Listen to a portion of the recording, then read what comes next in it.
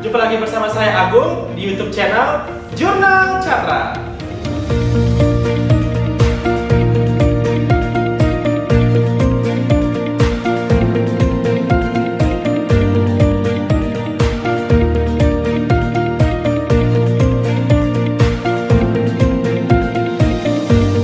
Nah, kawan Catra, setelah di video sebelumnya rekan saya membahas mengenai tutorial cara menginput PPRO1 pegawai tetap ke dalam ESPT, maka di video kali ini saya akan mengajarkan kalian bagaimana cara menginput PPRO1 non pegawai tetap ke dalam ESPT. Nah, penasaran kan gimana caranya? Ikutin kita terus ya. Untuk cara penginputan ke dalam ESPT, untuk penerima penghasilan berupa uang pesangon, pensiun atau uang manfaat pensiun, jaminan hari tua, maka diinput dengan yang pertama. Terlebih dahulu kita harus memilih masa SPT.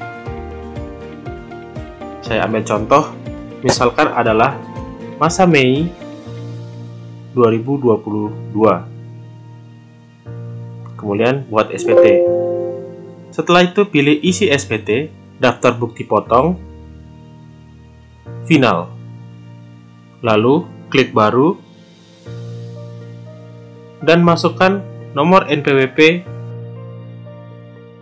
kemudian nama, NIK, dan alamat.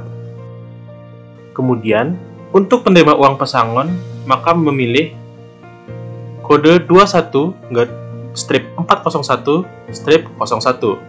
Sementara untuk uang manfaat pensiun, tunjangan hari tua atau jaminan hari tua, memilih 21-401-02. Dalam kasus ini, saya akan memilih 21-401-01 untuk penerima uang pesangon. Setelah mengklik, kita memasukkan jumlah pesangon yang diterima. Saya ambil contoh misalnya 100 juta rupiah. Lalu akan otomatis berisi bahwa PP yang dipotong adalah sebesar 2,5 juta rupiah yang diperoleh sesuai dengan perhitungan tarif sebagaimana yang telah disampaikan sebelumnya. Lalu kita pilih simpan. Berikutnya adalah cara input SPT atas penerima penghasilan yang merupakan bukan pegawai yang menerima atau memperoleh penghasilan sehubungan dengan pemberian jasa.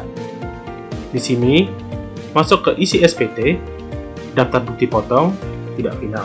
Kemudian klik baru. Dalam inputan pertama ini, kita ambil contoh bahwa perusahaan menyewa seorang konsultan pajak yang berstatus orang pribadi. Di sini, konsultan pajak tersebut kita asumsikan menerima penghasilan lebih dari satu pemberi kerja. Kita akan mengisi yang pertama, NPWP-nya, kemudian namanya, NIK-nya, dan alamat. Kemudian, klik kode objek pajak, lalu pilih imbalan kepada tenaga ahli 21-100-07. Lalu masukkan perhitungan detail. Karena menerima penghasilan lebih dari satu pemberi kerja, maka pilih lebih dari satu pemberi kerja. Maka yang bersangkutan tidak berhak menerima pengurangan PTKP. Di sini kita asumsikan bahwa yang bersangkutan menerima penghasilan bruto sebesar 50 juta rupiah.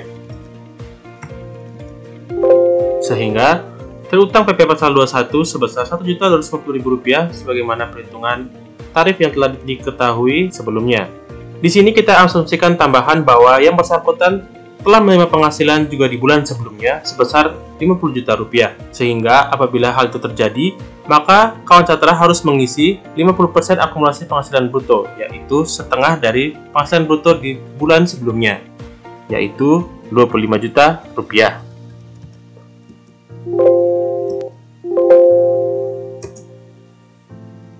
Lalu klik selesai dan simpan.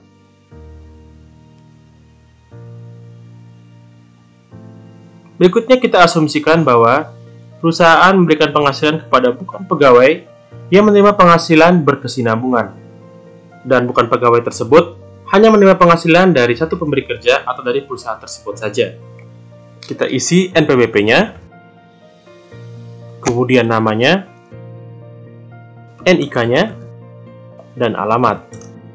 Kemudian klik kode objek pajak, imbalan kepada bukan pegawai yang menerima penghasilan yang bersifat berkesinambungan 21-100-08. Kemudian masukkan perhitungan detail. Karena menerima dari penghasilan hanya dari satu pemberi kerja, maka kita memilih dipotong oleh satu pemberi kerja. Sehingga di sini yang bersangkutan berhak untuk menerima pemotongan atau pengurangan TKP. Kita asumsikan bahwa yang bersangkutan berstatus sebagai tidak kawin dan tidak memiliki tanggungan, sehingga TK 0. Lalu masukkan penghasilan bruto yang diterima di bulan tersebut. Kita asumsikan sebesar 5 juta rupiah. Maka yang bersangkutan tidak terutang PPh pasal 21 karena penghasilannya masih di bawah PTKP. Kemudian klik selesai. Lalu simpan. Dan yang terakhir adalah pemberian penghasilan kepada anggota Dewan Komisaris atau Dewan Pengawas yang tidak merangkap sebagai pegawai tetap dalam perusahaan yang sama, mantan pegawai, atau kepada peserta kegiatan yang menerima penghasilan atau memperoleh penghasilan karena keikutsertaannya dalam suatu kegiatan. Di sini, ketiga jenis penerima penghasilan ini memiliki tarif PP pasal 21 yang sama, yaitu tarif pasal 17 dikalikan dengan penghasilan bruto yang mereka terima. Di sini, kita asumsikan bahwa perusahaan hanya memberikan penghasilan kepada seorang Dewan Komisaris. Maka pilih isi SPT, latar bukti potong, tidak final. Kemudian pilih baru, lalu masukkan NPWP anggota Dewan Komisaris tersebut.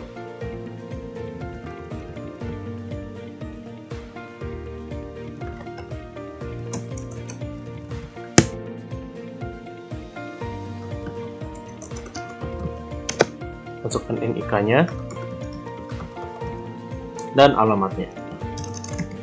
Kemudian pilih kode objek pajak, yaitu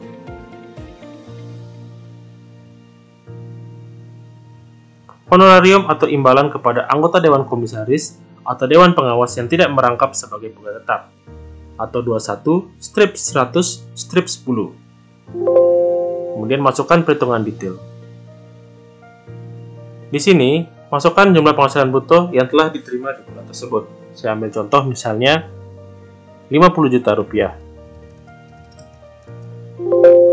Apabila di tahun sebelumnya atau di bulan sebelumnya,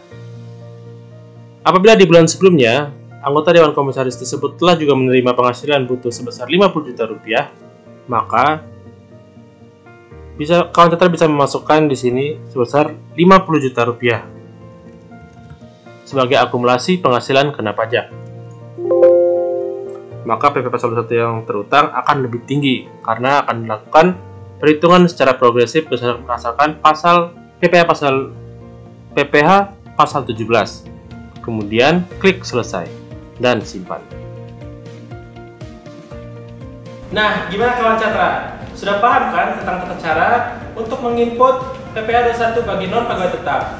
Tapi ini belum berakhir loh, jadi kalian stay tune terus ya. Karena di video berikutnya, rekan saya akan membahas mengenai tata cara menginput PPh 26 untuk wajib pajak luar negeri orang pribadi sampai pada pelaporan SPT PPh 2126 ke dalam eSPT dan ke dalam DJP online. Nah, sekian dulu ya video hari ini. Jika kalian memiliki pertanyaan, jangan lupa untuk menyampaikan di kolom komentar video ini. Jangan lupa untuk klik tombol subscribe, like, dan komen, serta share sebanyak-banyaknya agar seluruh kawan catra di rumah dapat mengetahui update informasi terbaru dari channel YouTube Jurnal Catra. Sampai jumpa di video berikutnya. Salam maju untuk kita semua.